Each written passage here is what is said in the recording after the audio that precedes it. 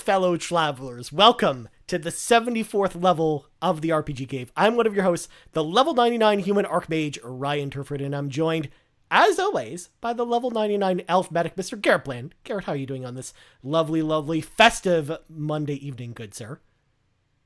Ryan, I had a freaky day today. So basically, I woke up, took a bite of bread, and then one of my tooth fillings just came right off. Oh no, Front of my mouth. The best part is I saw your tweet I earlier, so as soon as you mentioned the bread, I'm like, oh no, I know where this is going. Yeah. I did not know it was my tooth filling. And I was like, oh, it's some sort of weird thing in the bread or something. And of course, I swallowed it, and I'm like, oh, and I felt it in my tongue. I was like, wait, nope, that fell off. Fortunately, I called the dentist an hour later and set up an appointment 2 hours ago, and I got a new filling, just like that. Oh, and so all in one day. That's amazing. That never happens, or at least never in one day. I lost my tooth filling, and I got a new one. So oh my god, because it's something similar happened to me earlier. Of course, this is the teeth cast. We're talking about teeth all the time. Of course. I still have my wisdom teeth, so one of my wisdom teeth is totally cracked in the front as well. And I had a very similar experience to yours, where I was eating Pizza Hut garlic bread or garlic sticks, I guess. And it totally like destroyed my tooth, where it's just like, oh, this is really crunchy bread. And I'm like, oh no, that's not the bread. That's my tooth. Good God. I think we totally grossed out all the viewers. All the viewers we had, join the RPG Cave over the course of, Spotify rap period, Garret, are all gone now at this point. They've all turned off their zero audience now. I mean, no one's spoken in chat this entire time. So I have my eggnog. I have my Die Hard movie. I am ready to talk about Christmas. Same here. Christmas themed games or something like that, right? Yeah.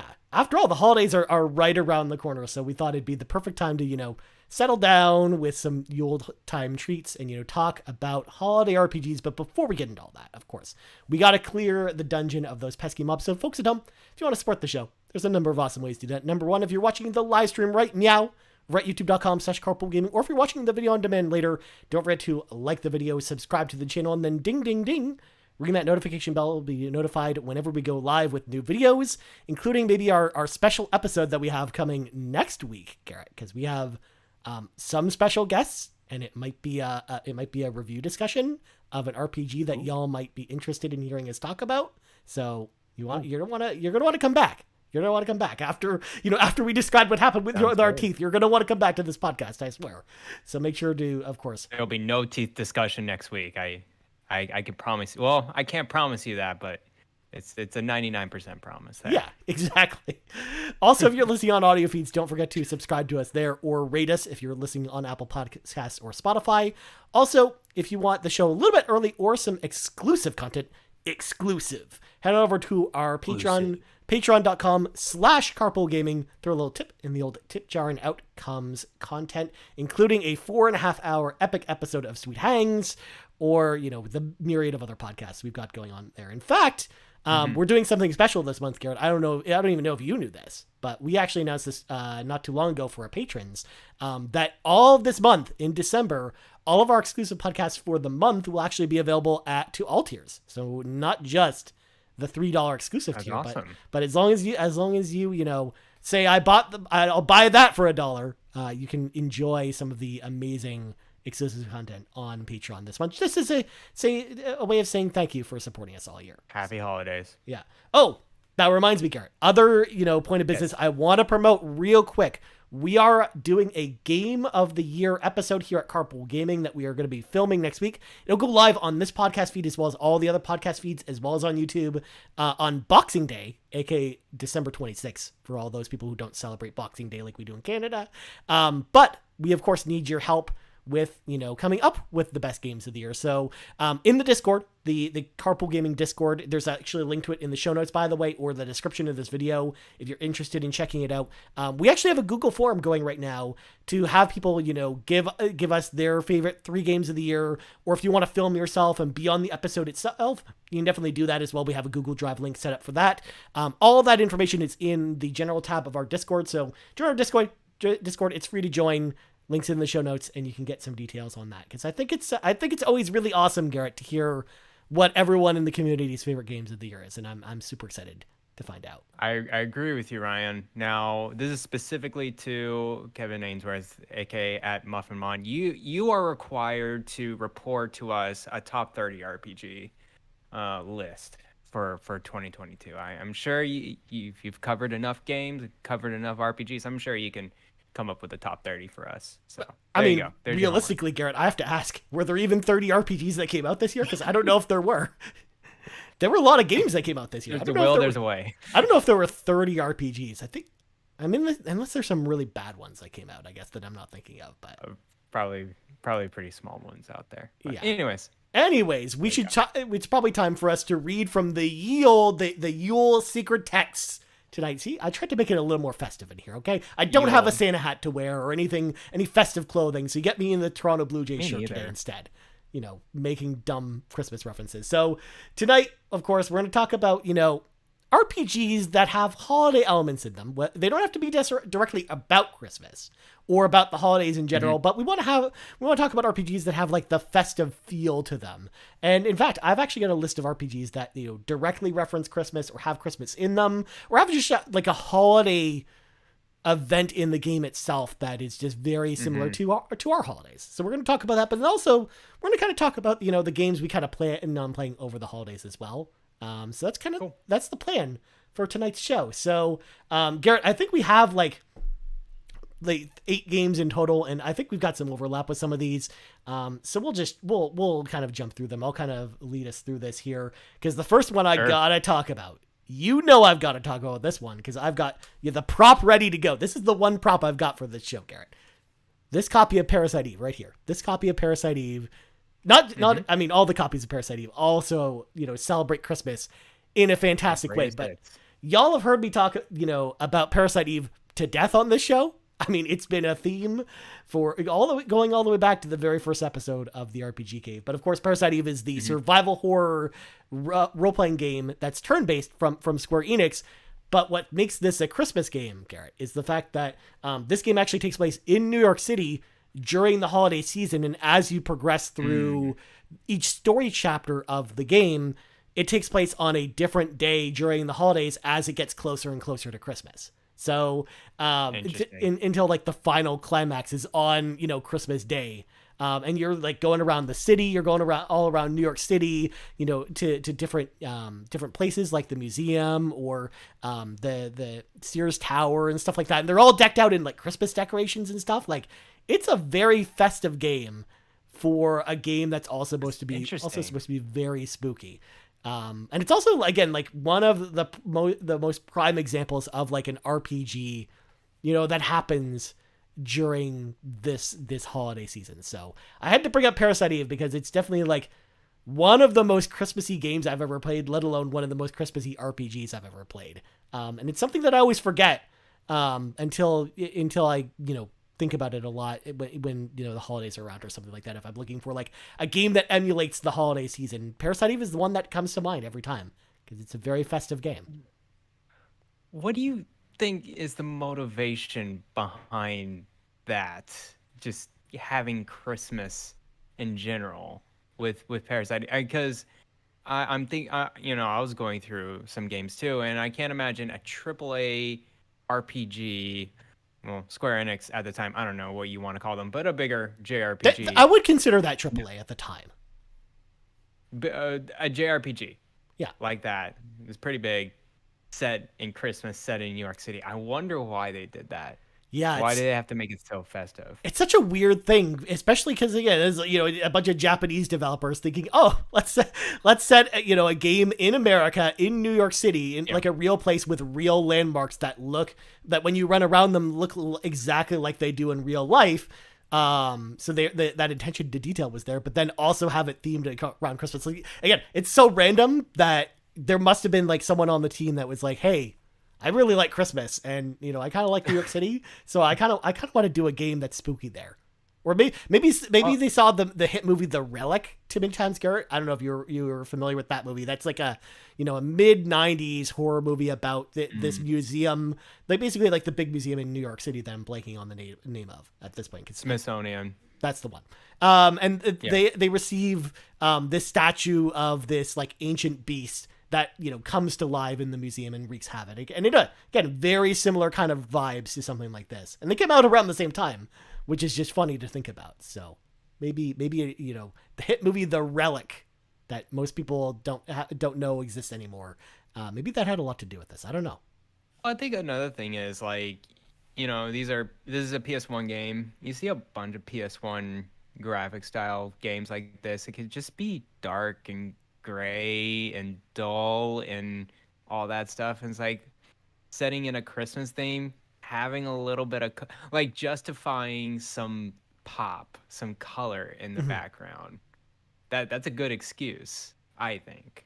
Yeah. To be a little bit more festive. Like but I'm sure it came into the story too. Yeah, it's totally worked into the story, but again, like it's interesting flavor, I think, because like again, we just around that time we didn't really see any games kind of take advantage of this, let alone RPGs. So it kind of like it really stands out in a big way. So I think that maybe that's what they were going for, is they wanted to do something different, to do something that makes them stand out, because it already stands out as it is being a survival horror game that's also a turn-based role-playing game. But then you add the Christmas element on top of it, and it's just like, man, this is a bunch of weird ideas that, when you consider the time frame, that all just kind of came together and made just a really interesting hodgepodge of an RPG, which is one of the reasons why I think just Parasite Eve is just a really fascinating game when you look back on it. Because like if you tried to pitch this idea now, like it would probably be really weird. But I guess during that time, Square Enix was trying a whole bunch of different stuff. And this is the one where they're like, yeah, we'll throw this at the wall and hopefully it sticks. And by the way, the Parasite Eve 2 doesn't do any of that, where it's more like it doesn't take place during Christmas. It doesn't, have like, it still takes place in New York City. But it's not really turn-based anymore either, and it's got tank controls. So it's a very, very different game. Try to be more Resident Evil, I guess. Yeah. With Parasite Eve 2. Yeah, it was like the second one was more like Resident Evil with RPG elements to it, if that makes any sense. I see. Yeah. Versus like a standard turn-based RPG that just happens to, have limited ammo in it and things like that. But yeah, so I had to get that out of the way. We had to talk about Parasite Eve, of course, on this episode of the show. But Garrett, since I've got this top one out of the way real quick, I want to know what's one of the games that you had marked down here. Sure. When I was going through this list, let me tell you, it is very barren. Christmas themes or any kind of Christmas related. So I think Parasite Eve is about as Christmas as you can get, that's integrated in the story and whatever.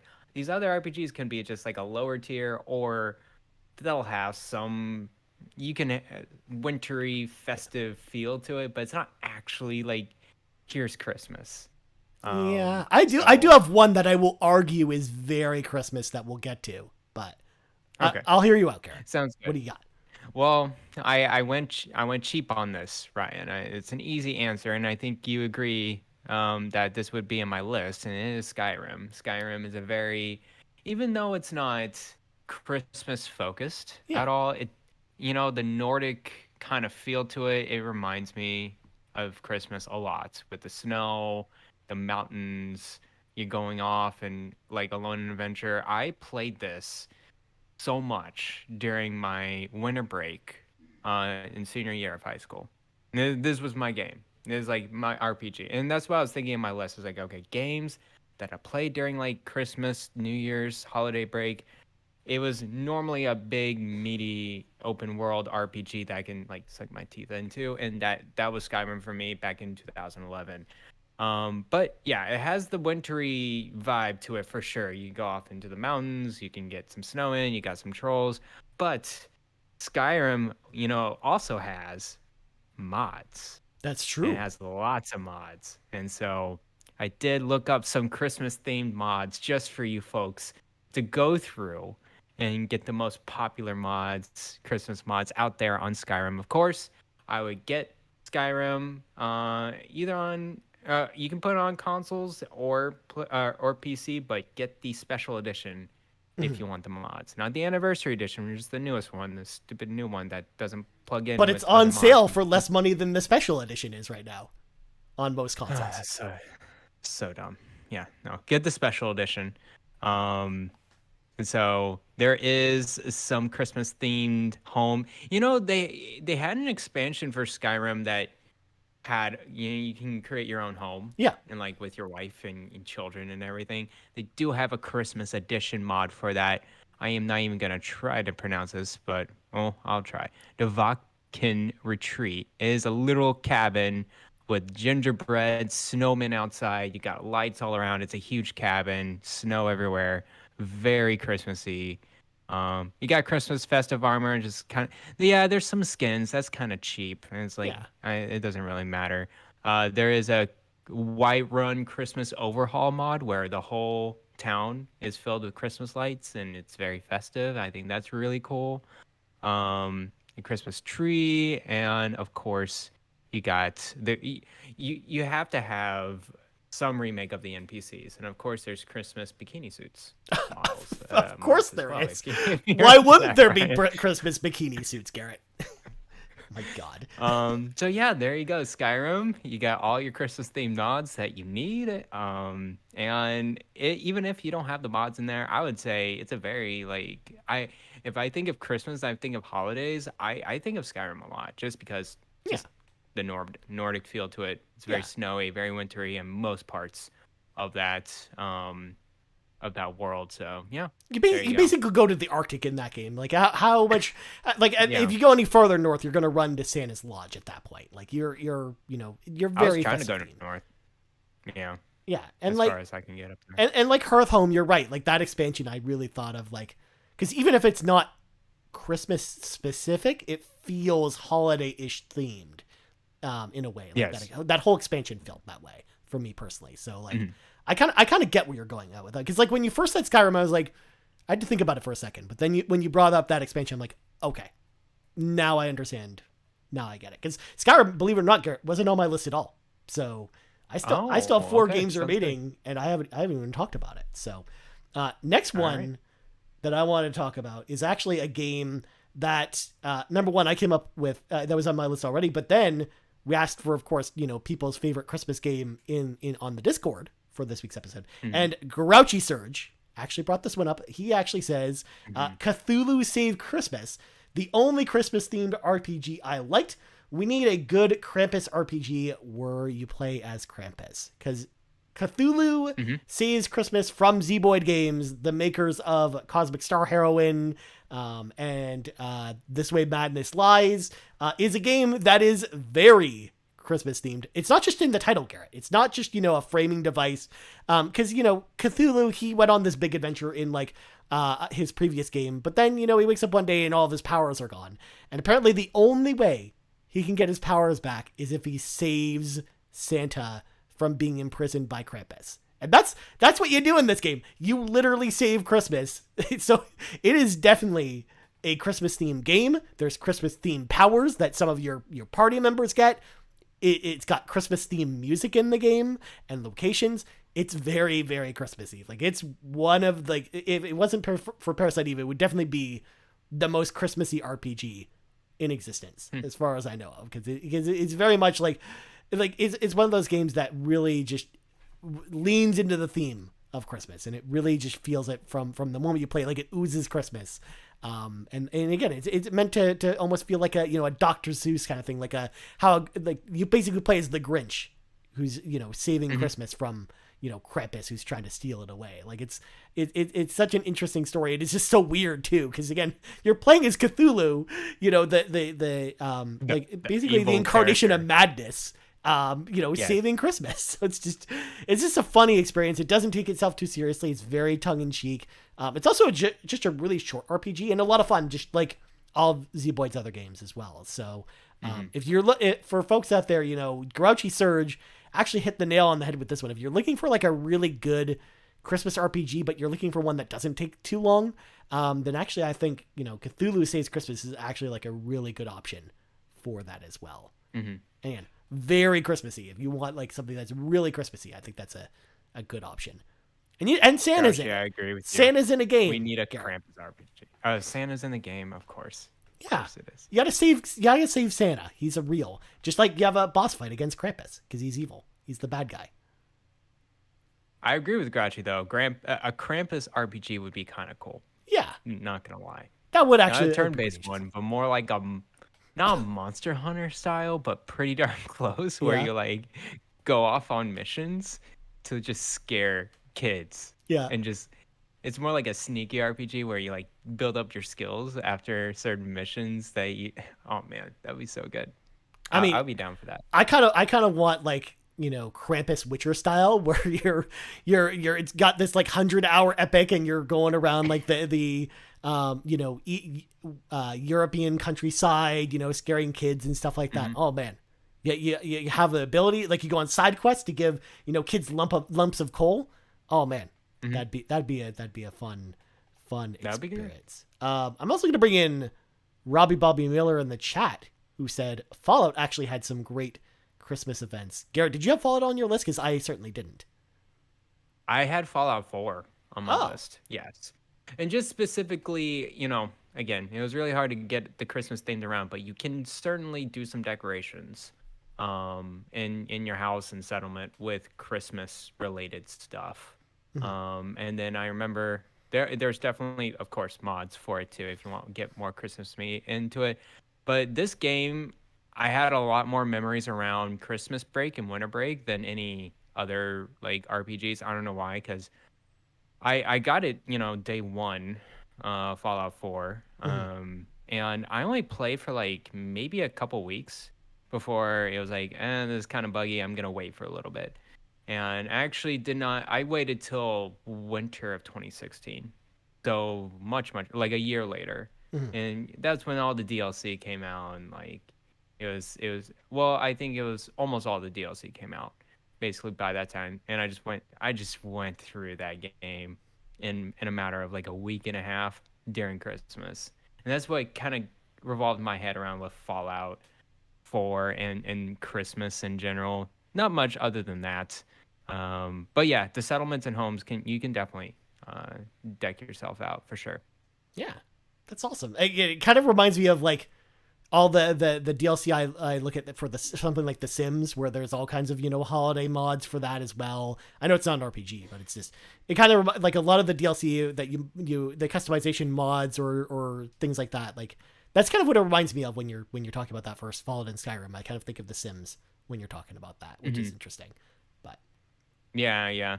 So I don't know if Fallout 76 has more stuff. Maybe they do with Christmas related events. I find online games are more updated and get more festive into their compared to single player stuff. So. Well, I'm glad you brought that up, Garrett, because my next one I want to talk about is an online game that we actually talked about last week on the show with with some special guests. That game is World of Warcraft. And now hear me out.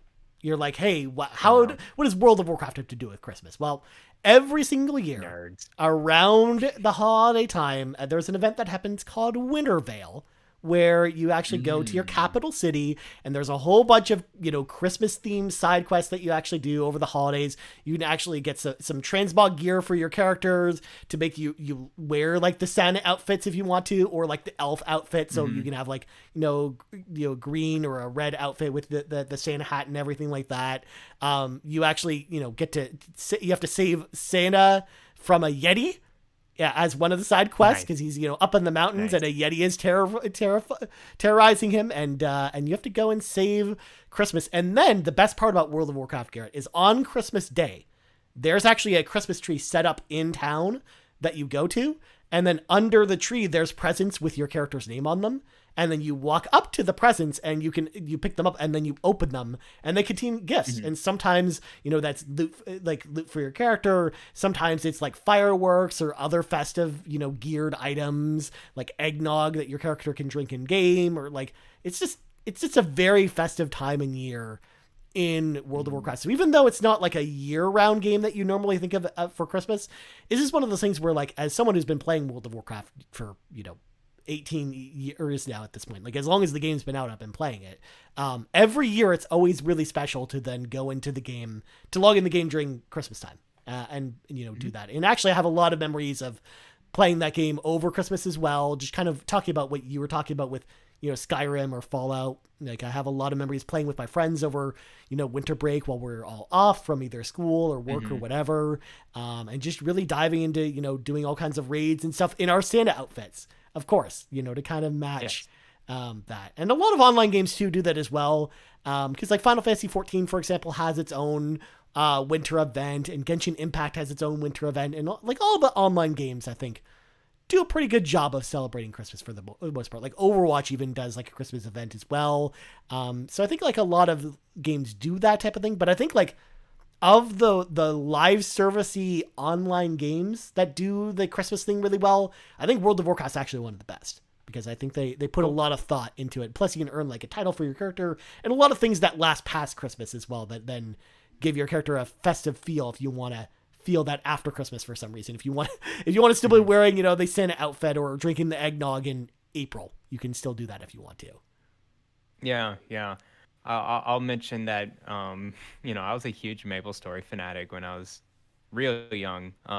And yeah, of course, they had their own Christmas thing as well. I think I would get most excited is their MapleStory anniversary event every year, because they have some special weapons or whatever is kind of cool, but it's also Christmas. Christmas is like one of the more exciting events for that game, just because you get so many, as you say, like gifts and presents throughout like these various daily side quests that can get you a lot of good stuff. There was holiday themed armors and weapons, not even just skins, but armor and weapons, which is great. Yeah, and you can last until whenever. That's yours permanently. There was I think MapleStory does a good job with cosmetics as well. Back in the day, they do a lot of different skins and it's a 2D chibi character that's like on your screen, so you can make it wacky, cartoonish, however you want. So there was so many different ways to like pull your outfit during the Christmas time. Lots of different party quests and raiding going on. So yeah, I agree with you. Online games pretty updated with the winter and Christmas related themes. Well, that's also like a good way of pointing out like a game that isn't always super in touch with things if they don't do like events like that. If holiday season rolls around, whether it's Halloween or Christmas or something like that, and they don't celebrate something, it's almost more off-putting when they don't celebrate it than when they do. So I always love stuff like that. It's always great to have like an online game, like not take itself too seriously and give you like this, holiday themed event to go to, and give you like a reason probably to jump back into it too as well. And of course I'm playing lots of World of Warcraft now, so of course it's just easily top of mind that. Are you back into it? Is that a thing? I am definitely back into it. The new expansion just came out last week, and I am definitely playing it. So. Oh, a new expansion came out, and so you're into it. Is there another peak of players going on right now? There is definitely a lot of people coming back for this one.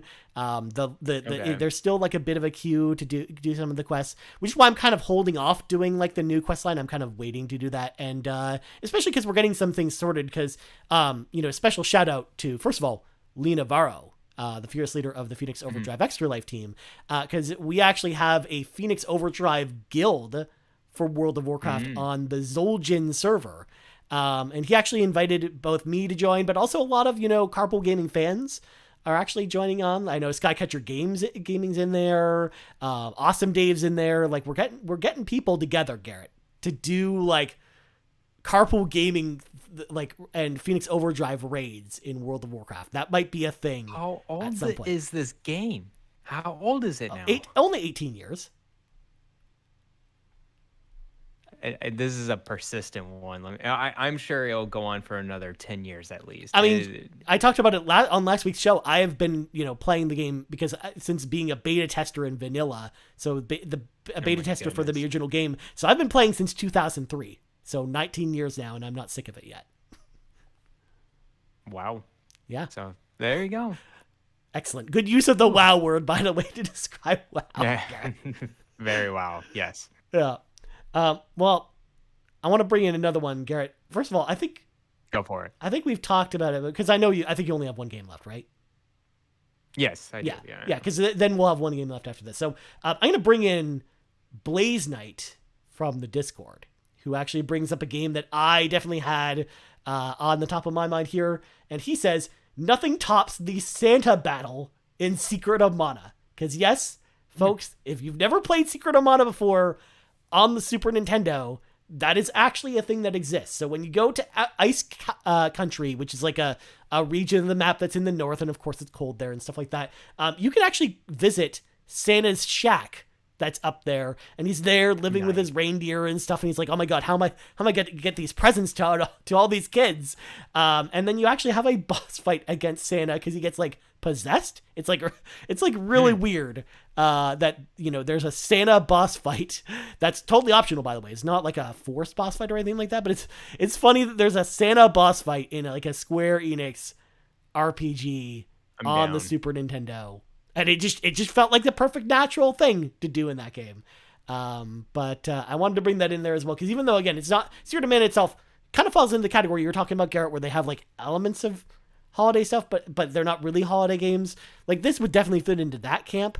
But you know, I love Secret of Mana. I think it's a fantastic game, and the fact that it's got Santa in all of his like 16-bit pixel glory in a boss fight, oh my god, it's so good. It's such a good boss fight. God, I need to play this one now. That sounds super.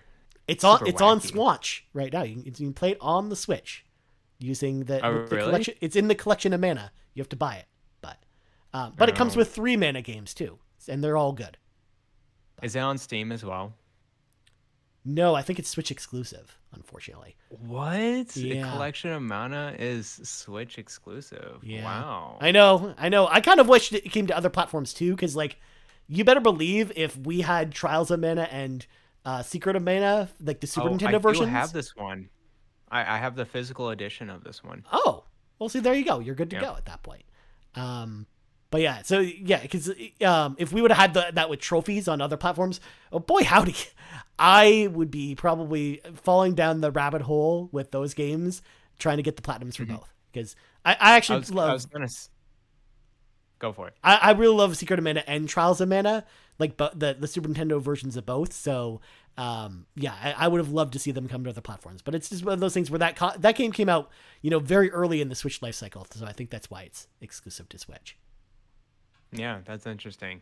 I also wished Final Fantasy was a Tactics Ogre, the new one. Yeah. It's only PS4 and Switch, not on PC. Yeah, I was so surprised by that. I was like, okay, it may come later. It probably will come later, but yeah, most Square Enix games usually come later to PC. But you know, though, the Square Enix likes to do the thing where they make their games Epic Store exclusive, and then you'll be like, man, for like 3 months or something, and then they eventually give into Steam. Yeah, it's so weird. Like all the people who contract with Epic, they're like, okay, we're good with you, but you know, we need it temporary because we got to go to Steam. Yeah. It's like every single third-party contractor I've seen with Epic Store exclusive, 6 months later, like latest, they'll come to Steam. Yeah. So, one day. Yeah. One day it'll get there. In fact, actually, you know, I got to ask you this, Garrett, because, you know, it's relevant to what we're talking about here. Which happens first? Tactics Ogre Reborn coming to Steam or the Pixel remasters coming to console? Which happens first?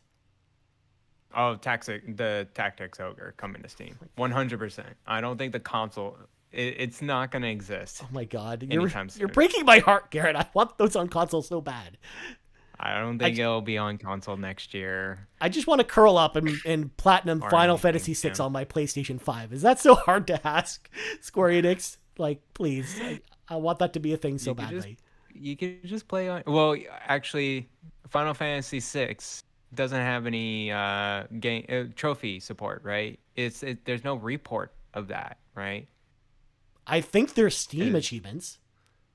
There's Steam achievements, yes, but like PlayStation Classics. Oh yeah, no, if you play the PlayStation Classics version from the PS1, no, of course it doesn't have trophies. Okay. But you know, if they brought the Pixel remasters, Garrett, with the Steam achievements as trophies, I mean, just put 2 and 2 That together. would be golden for you. That'd be golden for you. You wouldn't see me for a week. That's all I would be doing, is playing those games and trying to get like the platinums in all 6 of them. Because I'm sure there'd probably actually be a platinum for all 6 games, which would be amazing. But you could probably run it on your laptop. It's true. I could, but I want to play it on my console, Garrett. I like my console. Okay, I get it.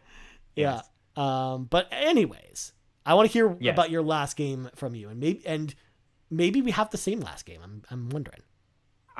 Okay, I don't know which game you're thinking of then, because this one's totally out of left field, and it's actually not really Christmas related. It's just more that I played this during the holidays, and it reminds me of Christmas. That's the overall theme of my list, Ryan. Seems fair. These are games I kind of played around the holidays. And this one came out of nowhere too, because I was not a big Diablo fan. Like at all. Diablo 1 and 2, I was never there. I eventually got Diablo 3, and I got Diablo 3 for the PS4. So it was like the the next edition of it. It wasn't like the original one. It was like the complete edition with PS4 support, whatever. It was fixed up. I got it for sale, and then like I didn't really touch it, and then until Christmas break, brought my PS4 back home with me, and I was like, hey, this is a game I haven't touched. Let me go through it. I literally went through this game in 4 days. Dang. And from morning to afternoon to evening, I played this game nonstop, and I absolutely loved it. This is one of those binge-worthy RPGs that I just got into it during the holidays. I love the loot grinding. I love the gameplay of it. I played all single player, and actually, I played it basically all mute. I'm not a big, unless I'm getting into a game in sound design, of course, is you got to have good sound design. But like, if I'm going through and grinding, if I'm going through and just doing whatever, I like to listen to a podcast. I like to listen to a show rather than listen to a constant battle theme music or sound design pickup or whatever. So I was listening to podcasts like all the time while I was just playing this game, and I maxed out my character. I went through all the DLC. I want to do another like playthrough of that. I want to experience that again, because I think it's just one of those rare moments where I just had so much free time during the holidays, where I just had literally 3 days of nothing to do. I was like, I'll just play this from beginning to end, and it was so enjoyable. I relaxed the whole time. Yeah. So yeah, Diablo 3, a very good memory for me during the holidays. Dude, that's awesome. And Diablo 3 is actually like a really good podcast game. Like it's like to your point, like that's one of the things I love about it, where it's like, yeah, the story's there, but like you don't really care about the story too much. It's not like a big central component or anything like that. It's, the loot grind and just having fun with friends if you're playing with friends. Like I think Diablo is a great game for that. And actually, like, again, that's one of the reasons why I like other games like World of Warcraft and stuff like that too, because they actually fit like kind of like the same bubble for me personally when it comes to, podcast games and stuff like that too. So, and yeah, even though some of the games I'm going to reference here, I've been referencing today, have all been Christmas games. Like I've actually played most of these over Christmas holidays as well. Like Parasite Eve, when I first played it was very much a game I played over the holidays.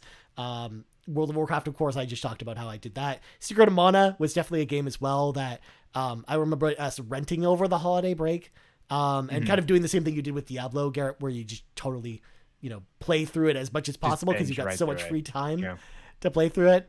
So that, I think, these all kind of fit in with that as well. And that brings me to my final game that I'm going to bring up here, which actually fits into both camps, because not only does it, highlight Christmas in an interesting way, but it's also a game that I fell in love with over the holiday season, the year it came out. And that is Persona 5 is my last game that I'm going to bring up. Because first of all, in the game, of course, you have like each day that you're playing through as your character. Well, you eventually get to the holiday season, and you gotta decide who you want to give your gifts to, Gary. You gotta decide, who's the special lady you want to go on, the Christmas date with at this point. Of course, there are different versions of Persona 5 that when it comes to this, because in one version the Christmas date exists and the other doesn't. So Okay. Yeah, there's I'm not going to kind of spoil how that works or how that works into this. It's all good. But it's interesting because like some people might be sitting at home listening to this podcast and being like, "What are you even talking about? That doesn't exist in the version I played." And well, that's why. But you know, I like all the Persona games actually do a good job of that as well. Like because you know, Persona 3 and Persona 4. Yeah. Also do a good job of celebrating Christmas, making it like a really special day for your character, and it just being like a special relationship moment between, you know, your character and whoever they're, you know, into at that point in the story. So, or you can get like kind of this into the sticky situation where you know, try and date all the people at the same time. And then you get punished on Christmas for it, just like you get punished on, you know, Valentine's Day for the same thing. Yeah, that's funny. I love, you know, the act of, you know, celebrating Christmas in Persona, but there's another game as well, like you did with, like you talked about with Diablo, where, you know, I started playing it over the holidays because this is a game that I totally missed when it first came out. I should have played Persona 5 when it came out, but I didn't because I hadn't played any of the Persona games, you know, when Persona 5 came out. And it wasn't really until the holiday season where everyone had been telling me up until that time, Ryan, you should be playing Persona 5. What the heck is wrong with you? So I decided, okay, well, I'm gonna just randomly give this a whirl over the holidays, and 100 hours later, you know, over the course of like a week and a half, Garrett, I couldn't believe how much I enjoyed that game. So yeah, of course, Persona 5, it goes without saying how good it is, but that's also like the perfect type of game to play over the holidays or to fall in love with over the holidays, I think, because if you've got a lot of free time, that's a game that'll keep you going for the holidays, I think. Man, Persona 5 Royal. I know it's not going to be on Game Pass forever. Yeah. You know, because Dragon Quest 11, they announced it. It's getting out of Game Pass. Yeah. Like sometime last week, they're like, "Hey, you got 2 weeks to go through this 100-hour JRPG. Good luck." Yeah. And it's like, oh dang, that's gonna happen to every RPG that's gonna be in Game Pass. I better book myself over there and play some Persona 5 Royal before it's too late. Yeah, because it will be too late. Yeah, I imagine it'll be there for a year. It's usually like they usually only do like a minimum time frame of a year. And then but Sega's been good about keeping their games on Game Pass. I don't know. Sega's been okay, yeah. Because the Yakuza games, for example, it took them a while to leave.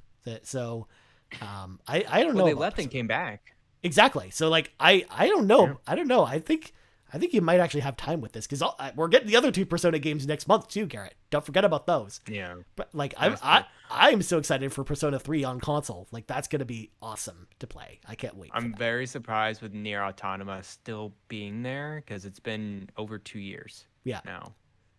Well, Square Enix actually tends to do the quicker deals, but also Dragon Quest 11 was also there for 2 years because they announced it was coming to Game Pass at the Game Awards 2 years ago. So, got it. Yeah, because it was one of their announcements during the pre-game show of the Game Awards. I remember because Sean and I were on live stream together watching it, and we saw that and we were freaking out because it was so cool. But, yeah, and then we didn't play it, and then neither of us played it, which is just That's funny. I played the demo, which was the first 10 hours of the game, and then I never went back because I had my save. Isn't that crazy? That's 10 hours. Yeah, 10 hours of free content right there, and then you'll transfer over. Yeah, Square Enix does a good job. The real crazy demo, of course, Garrett, is Final Fantasy 14, featuring the full expansion in Heaven's Ward. It's not even a demo. Level 60. It's a demo. They call it a demo. It's a 120-hour demo. Okay. That after 120 hours, you can decide whether or not you like Final Fantasy 14 and then buy it from there. At that point. But anyways. That's how they reel you in. Moving on. I want to bring in Skycatcher Gaming to kind of round out this conversation because then I think we'll move into, what we're playing over the holidays, I think from here. Mm-hmm. So Skycatcher Gaming says, Undertale for the win. It has its own Christmas town.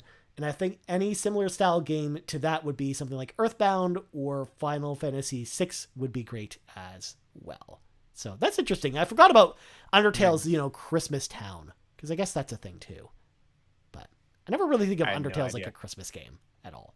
But I need to play that one on my Steam Deck. Oh, You really do, Garrett. Undertale's great. But again, I feel like I don't need to keep giving you more games to play because every time you come on the show, I'm like, all right, here's 5 more RPGs to add to your backlog. Every it's single funny time. How I just ask you, just randomly, it's like, can you just give me some top PS2 RPGs just to, do some crimes on Steam Deck? I will have my full emulation impressions later on. I'm very excited about with this. Steam Deck. Yeah, it's good stuff. But then actually, hold on, we got one more Yes. Christmas game I want to bring in here. This comes from Zilby, who, by the way, shout out to them for, first off, joining the Discord this week, but then also mentioning that they love the show. We got so many nice compliments That's from awesome. them today. So huge shout out to them for being super nice over in the Discord. But they say that it's probably just because of when I played it, but Crosscode has some great Christmas vibes to it as well. There's an optional Christmas quest that has you deliver presents. So it is very thematic to the holiday itself. So I think that's a great answer too. I'd forgotten about that in Crosscode as well. Cause yeah, there's like a whole, they kind of do like the WoW Christmas event in the game. Cause Crosscode takes place in a fictional MMO. So it makes sense that they would then do like kind of like the holiday events and stuff like that. So I think that's a really good one too, actually. But there you go. So Garrett, I'm going to ask you before we ask the audience, of course, what do you have any, like, cause I know you outlined, I think on Shack this week, I think, what your games you're going to be playing, like coming up, mapped out the rest of the year, but I want to know what games you're playing over the holiday this year. What are Garrett's holiday games 2022? So Steam Deck kind of threw everything like out of whack with the Switch. No joke. I am playing more and more of my Steam Deck now. I think for sure what the first thing I want to do is finish.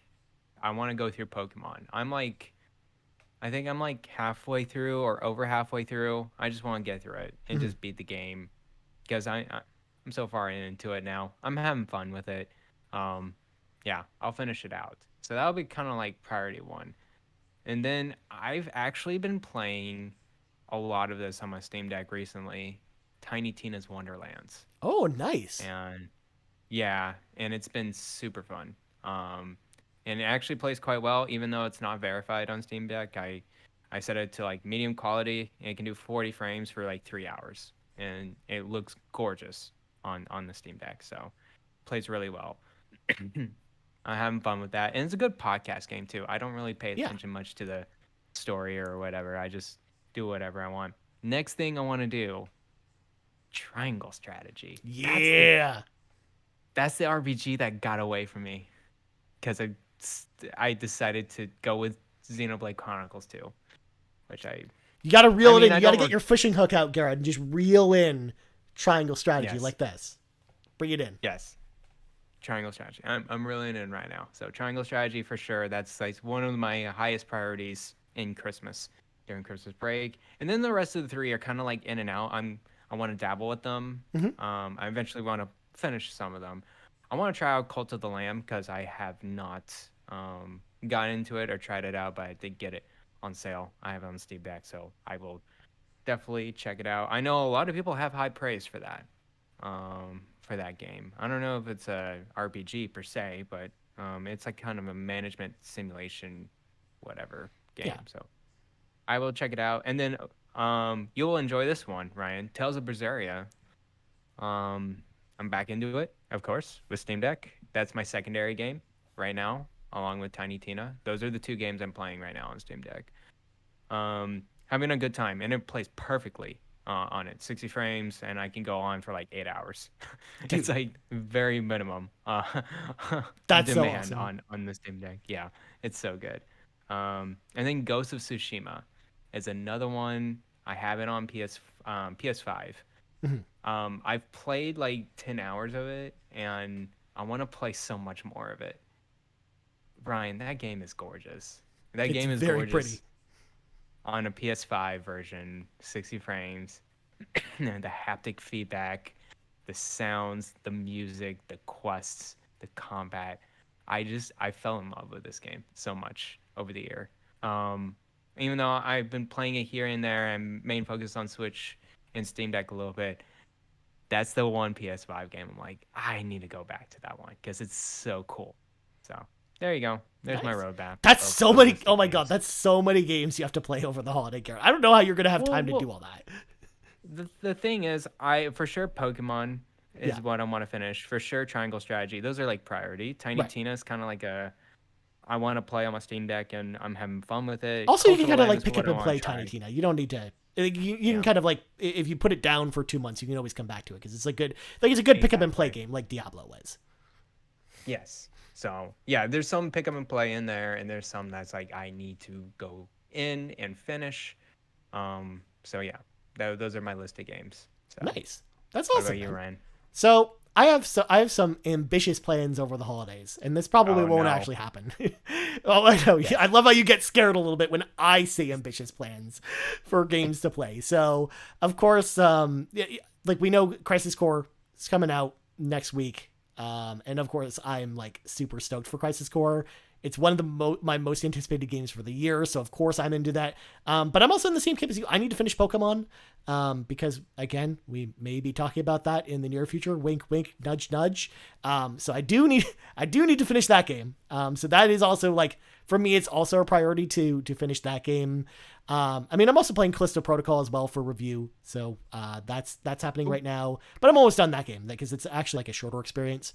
And then I do really want to play Tactics Ogre over the holidays because that just like you in Triangle Strategy, like Tactics Ogre is kind of like the November game that slipped through the cracks for me. Like I played a lot of the big November releases, but that was just the one that I missed was Tactics Ogre. So I do really want to get to it over the holidays. But you know, there's this little game that's sitting on my desk right here, Garrett. It's called, I don't know if you've heard of it. It's called Parasite Eve.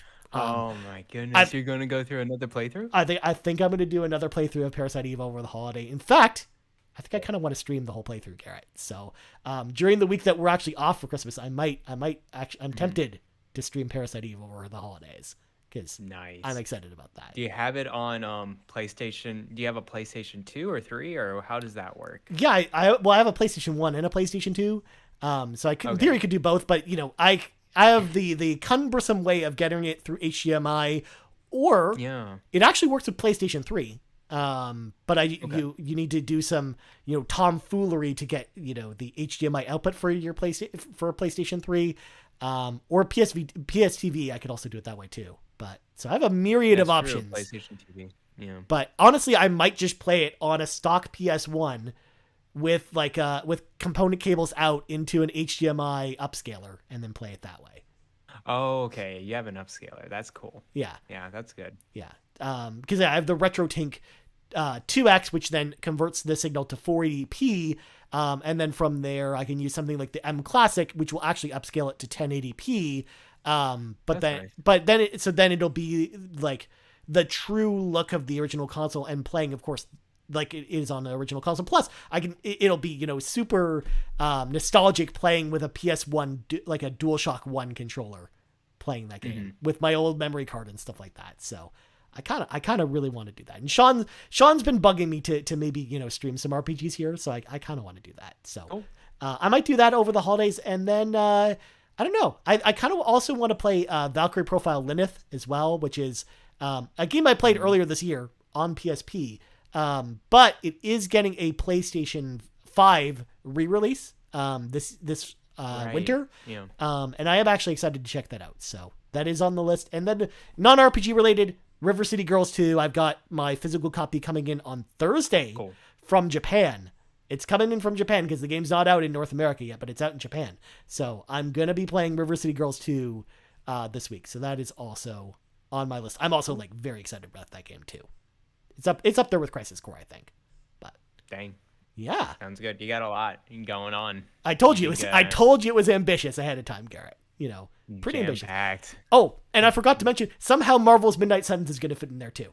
So I need to find. Dude, Marvel Midnight Suns came out of nowhere. Yeah. Like doing so well with the reviews, crushing my Fantasy Critic League's score right now because that was my counter pick. Yeah. And our co-hosts. But I take the L because I definitely want to check that out eventually. That will be on my eye next year. Yeah, like if it ever goes on sale. It was already a game I was excited for, but then, after review scores, I'm like, man, that game is like, it seems like it's so up my alley that I can't wait to play it at some point, but it's just finding time for it. Yeah, if the game was like like mid 6 or 7, like I expect it would be, I would still be kind of interested in it just because of it being turn-based, tactical, and with cards as well. I'm like, I would love that type of game. Yeah. But now it's having great reviews because of the great gameplay. It's like, okay, I'm in. I'll definitely get it sometime. Sign me up. So.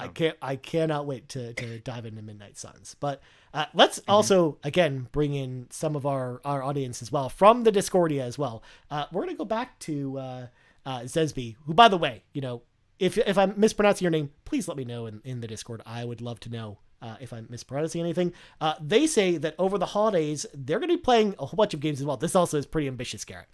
They're going to be playing Soul Hackers 2, Tales of Vesperia, and Xenoblade Chronicles Definitive Edition are on my plate, and they will not necessarily be finished until next year, but they're playing all 3 of those over the holidays. That's a good list of RPGs right there.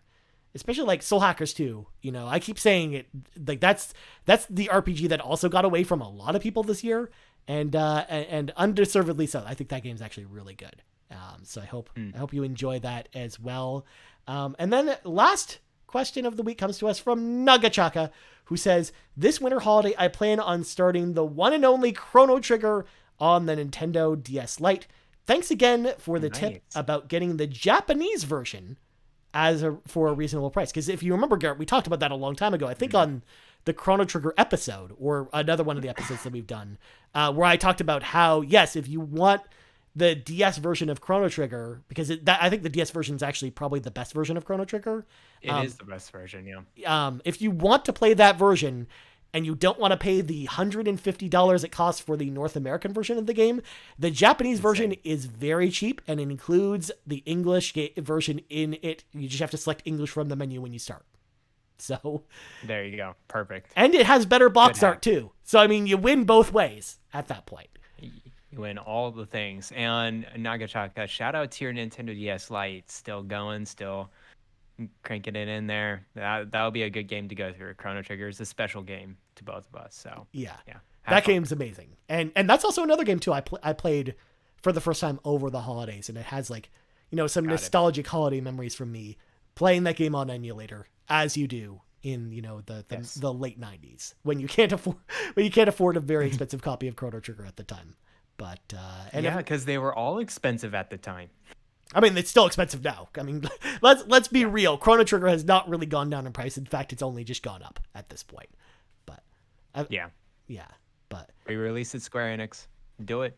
One day we will get Chrono Trigger on PlayStation 5 and launch and everywhere else at some point. That'd be great.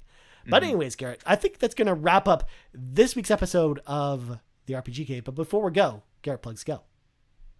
Before we wrap up, I do want to mention, Ryan, Todd Howard had an interview with Lex Friedman. I didn't know who Lex Friedman was, but apparently he's very popular on YouTube.